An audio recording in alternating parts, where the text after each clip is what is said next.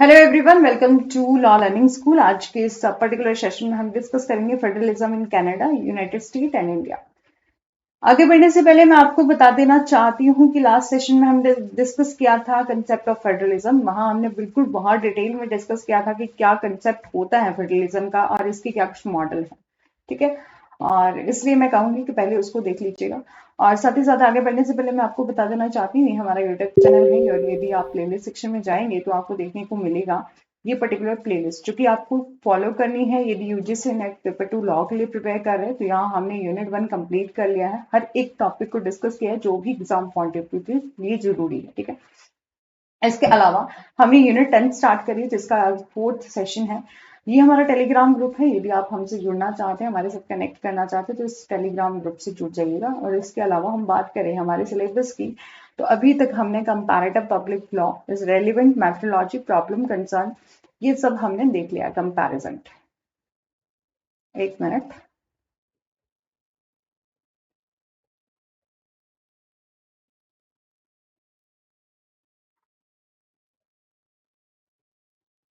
ये हमने देख लिया है यूनिट अपना फर्स्ट टॉपिक। सेकंड भी देख लिया था, फॉर्म ऑफ गवर्नमेंट क्या होती है, किस तरह से होती है, मॉडल ऑफ फेडरलिज्म हमने लास्ट सेशन में देखा है। अब हम देखेंगे federalism in USA, Canada and India. ठीक है, और स्टार्ट करते हैं फेडरलिज्म इन कनाडा। फेडरलिज्म होता क्या है? जहां फेडरलिज्म होता है कि ऐसी गवर्नमेंट जहां पर पावर्स जो है वो आपकी सेंटर और स्टेट में डिवाइड करी होती है। ठीक है, अपना एक कॉन्स्टिट्यूशन होता है और कॉन्स्टिट्यूशन ही सुप्रीम होता है फेडरल गवर्नमेंट में। ठीक है, तो अभी थोड़ा सा देख लेते हैं फेडरलिज्म इन कनाडा में किस तरह का सिस्टम है। तो कनाडा, फेडरलिज्म कनाडा में एक फंडामेंटल एस्पेक्ट है सिस्टम ऑफ गवर्नमेंट का। कनाडा क्या है? एक फेडरल स्टेट है जो कि आपका कंपोज हुआ है, जो कि आपका बना है किससे? 10 प्रोविंस से। और इसके 3 टेरिटरीज हैं। 10 प्रोविंस है। ठीक है, प्रोविंस माने जो कि हम इंडिया में कहते हैं स्टेट। ठीक है, और 3 इसकी टेरिटरी है। और ईच गवर्नमेंट के पास अपनी पावर्स हैं, ओन गवर्नमेंट है और सेंट्रल और स्टेट, सेंट्रल और फेडरल गवर्नमेंट। ठीक है, और जो कि ऑपरेट की जाती है, that operate at a national level. ठीक है, आपका बोला है ईच, आपकी सेंट्रल और आपकी प्रोविंस। ठीक है, उसमें अलग अलग पावर दी गई है। ठीक है, सिंपल सभी को जो है वो पावर दी गई है, लेकिन उसको ऑपरेट किया जाता है एट अ नेशनल लेवल। ठीक है, कैनेडियन कॉन्स्टिट्यूशन जो है वो इंक्लूड होता है आपके कॉन्स्टिट्यूशन एक्ट 1867 से। ठीक है, जिसको हम फॉर्मली नॉन जैसे जानते हैं ब्रिटिश नॉर्थ अमेरिकन एक्ट 1867। ठीक है, एंड कॉन्स्टिट्यूशन एक्ट 1982 जो कि आउटलाइन किया गया है, जिसमें प्रोविजन दिए हुए, प्रिंसिपल दिए गए हैं एंड फ्रेमवर्क बताया गया है फेडरलिज्म इन कंट्री। ठीक है, तो सिंपल सा आपको यही याद रखना है कि फेडरलिज्म इन कनाडा की जब हम बात करें तो यहाँ पर इसकी गवर्नमेंट किस तरह से बनी है। तो एक हमारा कनाडा क्या है? आपका फेडरल स्टेट है जिसमें 10 प्रोविंस हैं और प्लस 3 टेरिटरीज। ठीक है, और हर किसी को अपनी पावर दी गई है और ऑपरेट किया जाता है। इस गवर्नमेंट को मेन संचालित किससे द्वारा किया जाता है?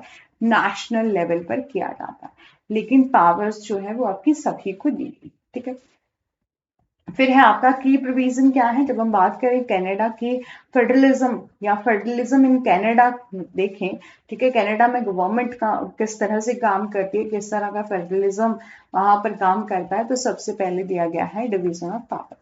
तो कैनेडियन कॉन्स्टिट्यूशन जो है वो डिवाइड करता है legislative power between the federal government और प्रोविंस गवर्नमेंट के बीच। ठीक है, तो यहाँ पर बताया गया है इस कॉन्स्टिट्यूशन में, द कॉन्स्टिट्यूशन एक्ट जो 1867 है, जिसमें बताया गया है, सेट आउट किया गया है। ठीक है, सेट आउट किया गया है लिस्ट जो कि स्पेसिफिक फेडरल पावर को बताती है, जिसमें कि बताया जैसे कि हमारे इंडिया में सिस्टम है ना कि हमारे कॉन्स्टिट्यूशन में 3 लिस्ट दी गई है, वहां भी उनके कॉन्स्टिट्यूशन में भी ऐसा ही है कि एक लिस्ट है जो कि स्पेसिफिक फेडरल पावर के बारे में बात करती है। जैसे कि जो जो इंपॉर्टेंट मैटर है, जैसे कि आपका डिफेंस हो गया, क्रिमिनल लॉ हो गया, इमाइग्रेशन से रिलेटेड जो भी मैटर है वो हमारे इस लिस्ट में आएंगे। ठीक है, और जो कि दी गई है अंडर सेक्शन 91। ठीक है, और सेकंड बोला है province power. Province power mean state को पावर। ठीक है, स्टेट्स को, जैसे कि हमारे में दिया गया है ना union list, central list, state list. ठीक है, तो यहाँ पर भी प्रोविंस को पावर दी गई है, जिसमें कि एजुकेशन, हेल्थ केयर और नेचुरल रिसोर्सेस जो है, ऐसे के मैटर जो है वो प्रोविंस को दिए गए हैं। प्रोविंस को ये पावर दी गई है इन मैटर पर लॉ बनाने। तो ये दिया गया है आपका सेक्शन 92। ठीक है। और ये भी बोला गया है कि any matter not explicitly assigned to the either level of government are generally within the jurisdiction and province, ठीक है, कि सरकार के किसी भी स्तर को स्पष्ट रूप से कोई भी जो है वो सौंपा नहीं, ऐसा नहीं बोला कि आप जो है वो पर्टिकुलर यही लॉ बना सकते हो, यही नहीं बना सकते, ठीक है। तो ऐसा कुछ बताया नहीं गया कि स्पष्ट रूप से कुछ भी अधिकार सरकार को जो है वो सौंपे नहीं गए, बल्कि कोई भी मामला आमतौर पर किसी भी प्रांत के, किसी भी स्टेट के अधिकार क्षेत्र में हो सकता है, ठीक है। मतलब लॉ बना सकता है, ऐसा नहीं है कि वो लॉ नहीं बना सकता, ठीक है। और फिर है आपका रेजिडुअल पावर। रेजिडुअल पावर की हम बात करें तो certain powers are explicitly assign to the federal और प्रोविंस गवर्नमेंट। यहाँ पर बोला है कि कुछ एक ऐसी अवशिष्ट शक्तियां हैं जो कि आपकी सेंटर यानी कि आपका फेडरल और आपकी प्रोविंस गवर्नमेंट को सौंपी जा सकती है, ठीक है। जैसे कि रेजिडुअल पावर, ठीक है, जिसे हम रेजिडुअल पावर कहते हैं। बोला है कि जो संघीय सरकार जो कि आपकी फेडरल गवर्नमेंट के रेजिडुअल पावर कहते हैं, ठीक है। और ऐसे मामले भी आपको देखने को मिल सकते हैं, these are the matter not specifically, जो कि आपके मेंशन नहीं है, not specifically mention in the constitution of constitution act 1867, but essential for peace, जो कि आपकी एसेंशियल है, जो कि आपके जरूरी हैं, ठीक है, विशेष रूप से, लेकिन जो कि कनाडा की शांति व्यवस्था और अच्छी सरकार के लिए, जो कि विच एसेंशियल है, जो कि जरूरी है आपके पीस, ऑर्डर और good government for of Canada, ठीक है।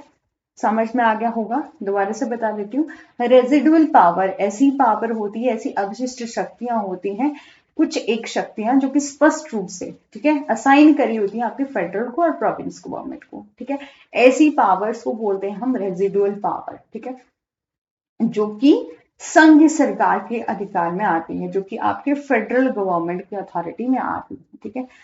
और ऐसी भी हो सकती हैं, जैसे कि होता है ना किसी किसी मैटर में कि कोई ऐसा मैटर जो कि आपकी यूनियन लिस्ट में नहीं भी दिया गया है, लेकिन आपको यदि अपने राष्ट्र की शांति बनाए रखनी है, यदि आपको वॉर को रोकना है, ठीक है, तो आपको जो है वो कहीं कहीं ऑटोमेटिक ही राइट जो है वो मिल जाते हैं, ऑटोमेटिक ही आपको पावर मिल जाती है। तो यहाँ पर भी ऐसा बोला कि दीज कुछ ऐसे मैटर हैं जो कि आपकी स्पेसिफिकली मेंशन नहीं किए गए हैं कॉन्स्टिट्यूशन एक्ट 1867 में, बट जो यदि वो जरूरी है, ठीक है, जहां पर यदि फेडरल गवर्नमेंट आपकी नेशनल गवर्नमेंट की यहाँ पर बात करी गई, तो वो लॉ बनाना चाहे तो बना सकते हैं, जैसे कि आपका अपने नेशन की पीस हो गया, ऑर्डर हो गया, गुड गवर्नेंस ऑफ कनाडा। याद रखिए हम पढ़ रहे हैं कनाडा के फेडरलिज्म, फेडरलिज्म कनाडा का कंसेप्ट हम अभी डिस्कस करें। इसी तरह से हम क्या कर रहे हैं, अपना स्टेट में जितना भी कनाडा, यूएसए एंड इंडिया, इसमें फेडरलिज्म का सिस्टम जो है हम देखेंगे, ठीक है। और रेजिडुअल पावर जो है वो ग्रांट की जाती है फेडरल गवर्नमेंट को, इसका ब्रॉडर स्कोप ऑफ अथॉरिटी है, ठीक है, कि एक ऐसी रेजिडुअल पावर जो कि आपकी फेडरल सरकार को के अधिकार को एक व्यापक दायरा देती है, जो कि आपका ब्रॉडर स्कोप ऑफ पावर देती है, ठीक है। फिर है आपका कॉन्स्टिट्यूशनल अमेंडमेंट, ठीक है। तो एनी अमेंडमेंट, यदि हमारे कनाडा के कॉन्स्टिट्यूशन में कोई भी अमेंडमेंट की जरूरत है, तो अप्रूवल चाहिए आपका बोथ फेडरल गवर्नमेंट और आपका स्पेसिफाइड नंबर ऑफ प्रोविंस का भी।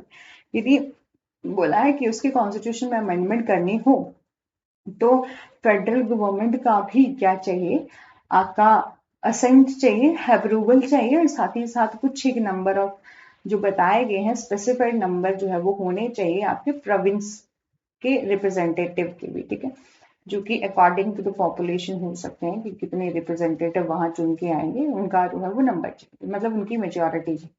और दीज अमेंडिंग फार्मूला जो है वो इंश्योर करता है कि एनी चेंजेस, यदि आपको कोई भी चेंजेस करना है फेडरल स्ट्रक्चर में, ठीक है, तो उसके लिए क्या चाहिए कि दोनों स्तर, चाहे आपका फेडरल है चाहे आपका प्रोविंस है, दोनों में बोथ लेवल ऑफ गवर्नमेंट का जो है वो, मतलब दोनों गवर्नमेंट का सपोर्ट, ठीक है, समझ रहे होंगे आई होप, ठीक है। नेक्स्ट हम बात करें प्रोविंस ऑटोनॉमी की, तो ईच प्रोविंस, यहाँ पे बोला है कि प्रांतीय स्वायत्तता की, तो बोला हर एक जो स्टेट है, यहाँ पर प्रोविंस बोला गया है स्टेट को, प्रोविंस इन कनाडा अपनी गवर्नमेंट होती है, अपनी अथॉरिटी ऑफ रेंज होती है, जो कि इंक्लूड करती है, जिसमें आपका इंक्लूड होता है कि आपकी प्रोविंस को पावर है एजुकेशन में, हेल्थ केयर में, ट्रांसपोर्टेशन में, नेचुरल रिसोर्सेज में, ठीक है। प्रोविंस हैव सिग्निफिकेंट पॉलिसी, और प्रोविंस जो कि आपका स्टेट है उसके पास पावर है, पॉलिसी मेकिंग ऑटोनॉमी है, उसे रूल रेगुलेशन बनाने की जो है वो पावर है, but suit there specific needs and priority. ठीक है,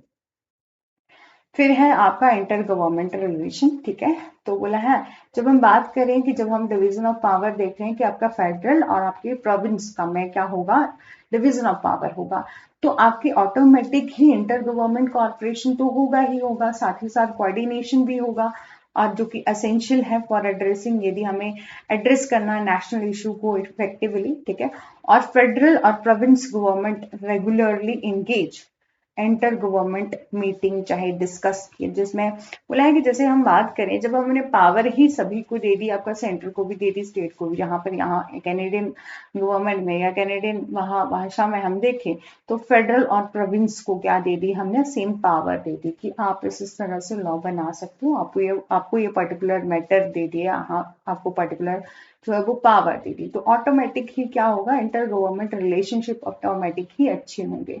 इसमें जो मीटिंग्स होंगी जिसमें डिस्कस किया जाएगा शेयर कंसर्न और आपका फिजिकल अरेंजमेंट और आपका collaboration on the various matters पर। ठीक है, फिर आपका इक्वलाइजेशन पेमेंट की जब हम बात करें तो यहाँ पर इसका क्या मतलब है कि जब हम बात करते हैं कनाडा के फेडरल गवर्नमेंट की जो ऑपरेट करता है आपका इक्वलाइजेशन प्रोग्राम, जो कि डिजाइंड टू एड्रेस करते हैं आपके फिजिकल डिपार्टमेंट्स को अमंग द प्रोविंस। यहाँ इसका मतलब ये है कि जो आपकी कनाडा की गवर्नमेंट है, चाहे फेडरल है या आपकी प्रोविंस है, उनमें डिवीजन ऑफ पावर किया जाता है या राजकोषीय असमानता। ठीक है, कि हम क्या करेंगे, प्रोविंस चाहे किसी भी, जब हम देखें अपने इंडिया में हम देखें तो हमारे कोई कोई स्टेट ऐसे है, जैसे कि केरला में क्या है, एजुकेशन सिस्टम बहुत अच्छा है। ठीक है, और कहीं आप देखिए यूपी बिहार जैसे स्टेट में जहाँ एजुकेशन सिस्टम काफी ज्यादा लो है। जब हम बात देखें कि कुछ एक ऐसे स्टेट हैं जो कि फाइनेंशियली काफी अच्छे हैं, कुछ ऐसे स्टेट हैं जो कि फाइनेंशियली बहुत लो है, बिलो पॉवर्टी लाइन के अंदर तो आते हैं। ठीक है, तो इसीलिए बोला है हम प्रोविंस और फेडरल सिस्टम में क्या करना चाहते हैं, अपनी जो भी इकोनॉमिक या फाइनेंशियली स्टेटस है आपका उसको इक्वल करना चाहते हैं। Province with lower physical capacity, किसी किसी प्रोविंस की अपनी लोअर फिजिकल कैपेसिटी है जो कि रिसीव करती है financial transfer from the federal government, ताकि इंश्योर किया जा सके, प्रोवाइड करें हम comparable level of public service को, ताकि हर किसी सिटीजन को, आपके नेशन के जितने भी सिटीजन हैं उनमें इक्वलिटी की भावना आ सके, हर किसी को, मतलब हर कोई जो है वो आपका इक्वल। ठीक है, किस मामले में, फाइनेंशियल लेवल, आपका इकोनॉमिक स्टेटस में। ठीक है, तो सब किसी को जो है वो फाइनेंशियल अपॉर्चुनिटी, इकोनॉमिक अपॉर्चुनिटी जो है वो मिल सके। जब हम नेक्स्ट देखते हैं जुडिशियल रिव्यू की, तो जुडिशरी एक पार्टिकुलरली जो सुप्रीम कोर्ट ऑफ कनाडा है, ठीक है, और जो कि बहुत ही इंपॉर्टेंट रोल प्ले करता है Supreme Court of Canada, critical role जब हम बात करते हैं इंटरप्रेटिंग की और अपहोल्डिंग की। ठीक है, कि हम डिवीजन ऑफ पावर की, शक्तियों के विभाजन की व्याख्या करने की जब हम बात करते हैं तो इसका बहुत इंपॉर्टेंट रोल रहता है फेडरल एंड प्रोविंस गवर्नमेंट के बीच। और कल को कोई प्रॉब्लम भी आ जाए आपकी कॉन्स्टिट्यूशनल बाउंड्रीज में, ठीक है, तो उन मैटर्स को भी हमारा सुप्रीम कोर्ट जो है वो कनाडा का सॉल्व करता है। It solve the dispute and clarify the constitutional boundary of the respective jurisdiction. ठीक है, हम बात करें ओवरऑल हमारे कनाडा की सिस्टम की, Canada in federalism in Canada की, तो कंट्रीज में क्या क्या है आपको सिंपल यही याद रखना है। बहुत हार्ड एंड फास्ट रूल जो है आपको याद नहीं रखने हैं, बस आपको सिर्फ ये देखना है कि आपके स्टेट एंड सेंटर को जो है वो पावर दी गई है। स्टेट एंड सेंटर को यहाँ क्या बोला है, सेंट्रल गवर्नमेंट। ठीक है, तो यहाँ क्या बोला है, स्टेट को बोला है प्रोविंस और सेंटर को बोला है फेडरलिज्म। ठीक है, तो इनको जो है वो इक्वल पावर की गई है कि आप जो है वो आपको अलग अलग से पावर दी गई है कि आपके इतने मैटर हैं, आप इन फाइनेंशियल मुद्दों पर जो भी आपके, सॉरी फाइनेंशियल नहीं, मतलब जो भी आपको पावर दी गई है कि आपको आपका फॉरेन हो गया, आपका डिफेंस हो गया। ठीक है, तो आपको ये पर्टिकुलर इंपॉर्टेंट मैटर दिए गए हैं कि आप उन पर लॉ बना सकते हो।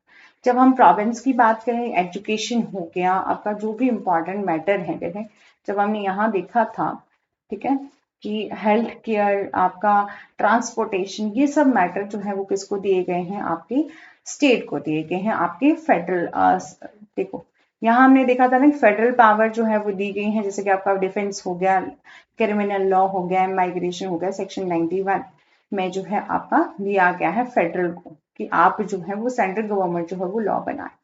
ठीक है, फिर हमने देखा था कि प्रोविंस पावर, जब स्टेट पावर की हम बात करते हैं, जैसे एजुकेशन हो गया, हेल्थ केयर हो गया, नेचुरल रिसोर्सेज हो गया, सेक्शन 92 जो ये बात करता है, जिसमें हमें बताया गया है कि स्टेट जो कि प्रोविंस है उसको पावर है कि आप लॉ बनाओ। ठीक है, इसी तरह से जो है वो आपका कॉन्स्टिट्यूशन में सब कुछ दिया गया है। आप जब बात करें इक्वलाइजेशन ऑफ पेमेंट की, तो आपको जो भी आपके फाइनेंशियली जो भी कम कुछ स्टेट हैं जो कि आपके पुअर हैं, तो आप में इक्वली आप क्या करो, जो भी राजकोषीय बंटवारा है आप जो है उसको इक्वली करो। ठीक है, अब हम देखते हैं फेडरलिज्म यूनाइटेड स्टेट में। तो यूनाइटेड स्टेट जो है वो आपका रेफर करता है एक ऐसा सिस्टम ऑफ गवर्नमेंट जो जिसमें पावर्स, ठीक है, उनको डिवाइड किया जाता है, शेयर किया जाता है बिटवीन द सेंट्रल और आपका स्टेट गवर्नमेंट में। ठीक है, डिवीजन ऑफ पावर जो कि स्टैब्लिश किया गया है बाय द यूएस कॉन्स्टिट्यूशन। ठीक है, अपने ही कॉन्स्टिट्यूशन के द्वारा वहां पर दिया गया है कि किस तरह से डिवीजन ऑफ पावर होगा,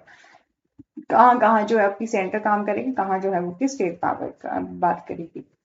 आपकी fundamental principle of country political structure, ठीक है, वहां पर अपना है। ठीक है, इट बोले डिवीजन ऑफ पावर जो है वो स्टैब्लिश किया गया है by the US constitution and is a fundamental principle of country political structure. जब हम बात करें कि की फीचर क्या है फेडरलिज्म की यूएसए में, तो सबसे पहले आता है कि डिवीजन ऑफ पावर। ठीक है, कि पावर का हम डिवीजन करेंगे, किस तरह से हम क्या करेंगे, कुछ एक रिस्पॉन्सिबिलिटी जो है वो फेडरल गवर्नमेंट को देंगे और कुछ एक रिस्पॉन्सिबिलिटी, कुछ एक पावर जो है आपकी स्टेट गवर्नमेंट को देंगे। ठीक है, अब जब हमने फेडरलिज्म, यदि आपने कंसेप्ट देख लिया है ना फेडरलिज्म का, कि हमने लास्ट सेशन में कंसेप्ट देखा था फेडरलिज्म का, तो काफी हद तक आपको समझ आ जाएगा कि हम अभी क्या पढ़ रहे हैं। बहुत सिंपल है, बहुत, बिल्कुल कंफ्यूज नहीं होंगे। पहले उस सेशन को देख लीजिएगा कि फेडरलिज्म होता क्या है, वो आपने देख लिया तो यहाँ बहुत अच्छे से समझ आएगा। इक्वल इक्वल सा ही है, थोड़ा सा जो है वो किसी एक कंट्री का अलग हो सकता है, थोड़ा सा अलग हो सकता है, लेकिन हम जब फेडरलिज्म की बात कर रहे हैं तो हमारे यूएसए में भी फेडरलिज्म है और आपके कनाडा में भी है। ठीक है, और आपके इंडिया में क्या है, क्वासी फेडरल है, ना तो आपका पूरी प्योर फेडरल है, ना ही तो आपका यूनिटरी गवर्नमेंट यहाँ पर अप्लाई होती है। यहाँ पर बोथ होते हैं, क्वासी फेडरल हम कहते हैं, क्वासी फेडरल सिस्टम जो है वो हमारे इंडिया में एप्लीकेबल है। जब हम बात करें सर्टन पावर जो कि आज जैसे आपका नेशनल डिफेंस हो गया, फॉरेन अफेयर्स हो गए, ठीक है, जैसे कॉमर्स जैसे मुद्दे हैं, तो आपके फेडरल गवर्नमेंट यानी कि सेंटर को दिए गए, फेडरल गवर्नमेंट को दिए। जब हम बात करें कुछ एक पावर जैसे कि जो आपको स्टेट को दी गई, ठीक है, और साथ ही साथ बोला है जो कि आपके स्टेट को कौन कौन सी पावर दी गई है, जैसे एजुकेशन हो गया, हेल्थ हो गया, ट्रांसपोर्टेशन हो गया। ठीक है, अब हम बात करते हैं सुपरमेसी क्लॉज। तो सुपरमेसी क्लॉज में ये बोला है कि जो हमारा यूएस कॉन्स्टिट्यूशन है वही ज्यादा सुप्रीम होगा और स्टैब्लिश करता है, जिसमें सब कुछ दिया गया है कि कोई भी फेडरल लॉ है, ट्रीटी है, ठीक है, तो वहां सब कुछ कॉन्स्टिट्यूशन, यूएस कॉन्स्टिट्यूशन स्टैब्लिश करता है आपका फेडरल लॉ एंड ट्रीटी। ठीक है, जो कि स्टेट लॉ एंड कॉन्स्टिट्यूशन के अलग अलग होते हैं, मतलब सब कुछ जैसे हमारे कॉन्स्टिट्यूशन में दिया गया ना कि स्टेट को अलग पावर दी गई है, सेंट्रल को अलग दी गई है, वैसे ही यूएस कॉन्स्टिट्यूशन में भी ऐसा ही हो गया। बट ये भी बोला गया है कि कल को कोई कंफ्लिक्ट आ जाता है तो वहां पर कौन सबसे ज्यादा प्रिवेल करेगा, तो आपका फेडरल लॉ जो है सबसे ज्यादा प्रिवेल करेगा। डुअल सॉवरेनिटी है, जब बात करें डुअल सॉवरेनिटी का, तो both federal government and the state government उनको कंसीडर किया जाता है sovereign entity with respective of spheres of authority, कि यहाँ पर आपकी दो गवर्नमेंट है, एक तो स्टेट और आपकी फेडरल गवर्नमेंट। और डुअल पॉलिटी का क्या मतलब, सॉवरेनिटी का क्या मतलब है कि दोनों को ही समान पावर है और इनकी ये अपना लॉ बना सकते हैं, रेगुलेशन बना सकते हैं, इंस्टीट्यूशन बना सकते हैं।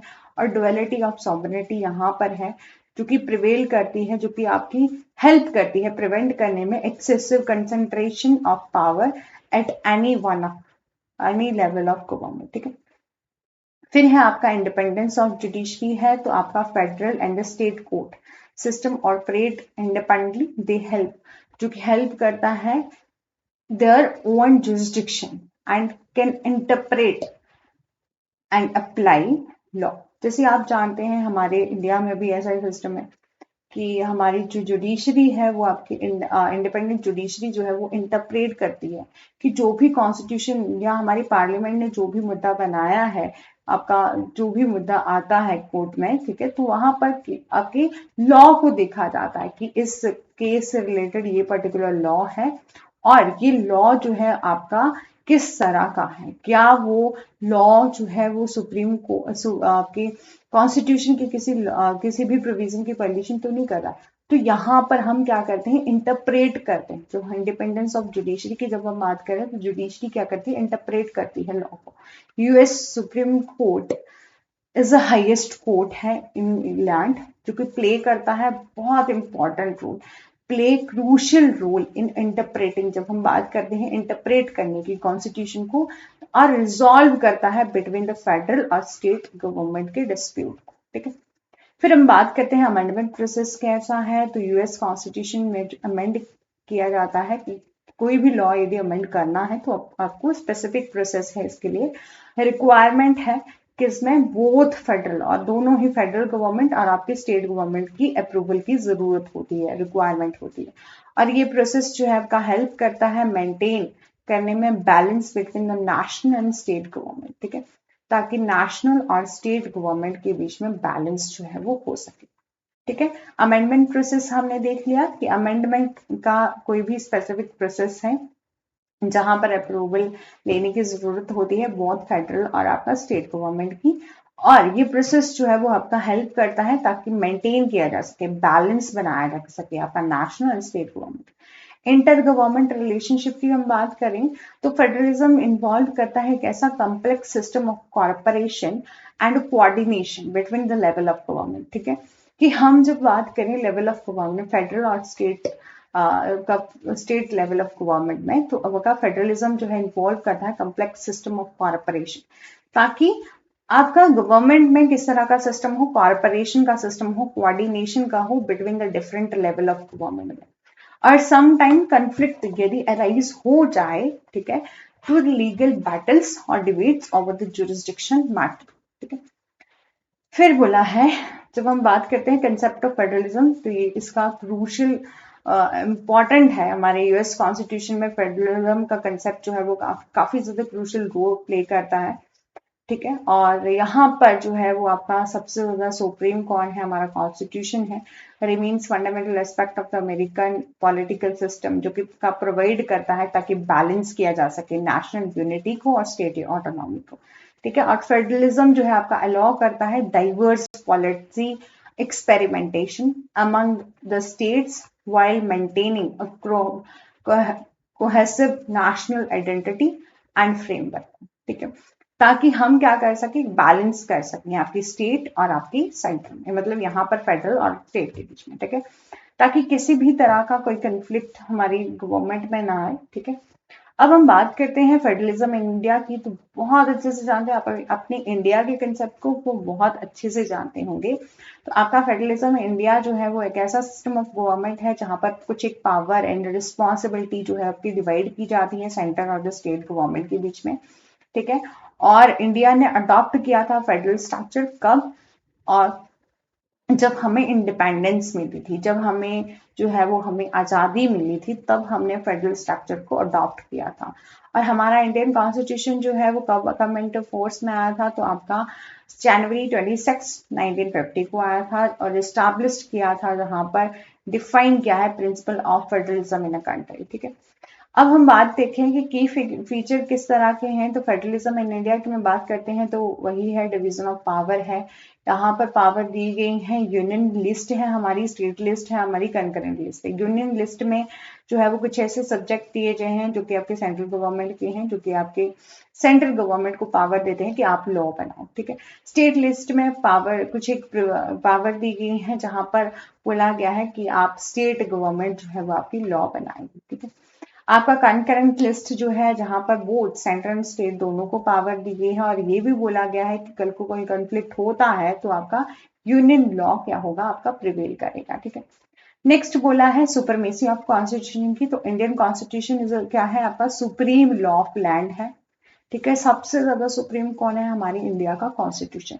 और इसको जो है वो and law made by the central, जो भी लॉ जो है वो बनाए जाए सेंट्रल गवर्नमेंट के द्वारा, स्टेट गवर्नमेंट के द्वारा, वो जो है वो सुप्रीम कोर्ट के दायरे में होने चाहिए। ठीक है, और इन केस यदि कॉन्फ्लिक्ट आ भी जाए स्टेट लॉ सेंट्रल लॉ में, तो हमारी कंक्लूडेंट लिस्ट में क्या दिया गया है कि सेंट्रल लॉ जो आपकी यूनियन गवर्नमेंट के द्वारा, सेंट्रल गवर्नमेंट के द्वारा कोई लॉ बनाया गया है वही प्रिवेल करेगा।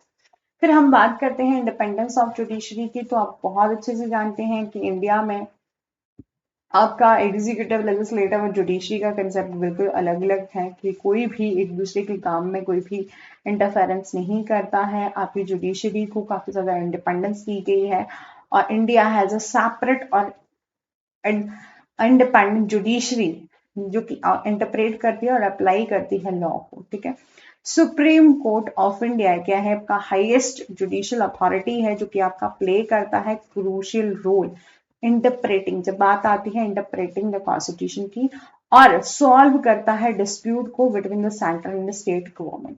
ठीक है, ठीक है, कभी ऐसा हो जाए कि कभी स्टेट और सेंट्रल गवर्नमेंट के बीच में कोई प्रॉब्लम आ जाए तो आपकी इंडिपेंडेंस जुडिशरी जो आपका सुप्रीम कोर्ट है वो सॉल्व करता है। जब हम बात करते हैं आपके फेडरलिज्म के नेक्स्ट कंसेप्ट की, तो आपका बोला है असाइमेट्रिकल फेडरलिज्म। ठीक है, यहाँ पर बोला इंडिया प्रैक्टिस करता है आपका इस तरह का फेडरलिज्म, जिसका कि क्या मतलब है कि डिफरेंट डिफरेंट स्टेट को अपनी अपनी पावर दी गई। आप जानते हैं कि हमारे स्टेट में डिफरेंट डिफरेंट पावर दी जाती है कि अपने हिमाचल के अपने लोकल लॉ हैं। ठीक है, और आपके राजस्थान के अपने लोकल लॉ हैं, गुजरात के अपने लोकल लॉ हैं। ठीक है, हर एक स्टेट को अपनी डिफरेंट डिफरेंट पावर दी गई और रिलेशनशिप भी है इनके साथ, किसका, सेंट्रल गवर्नमेंट का। सम स्टेट के पास कुछ एक सम पावर, स्पेशल पावर दी गई है और कुछ एक जैसे कि आपका हिस्टोरिकल कल्चर, मतलब सबके को ध्यान में रखते हुए, historical culture and tribal region को ध्यान में रखते हुए हमारे जो कि आपके कॉन्स्टिट्यूशन में दिया गया है, उसको देखते हुए सम स्पेशल पावर भी अलग अलग स्टेट्स को दी गई। आप जानते हैं हमारे इंडिया में आपका इमरजेंसी के प्रोविजन हमारे इंडिया के कॉन्स्टिट्यूशन में दिए गए हैं। 356 सेक्शन 356 में आपकी क्या लगती है, आपकी स्टेट इमरजेंसी। ठीक है, 352 में आपकी सेंटर आपकी नेशनल इमरजेंसी लगती है। ठीक है, 352 में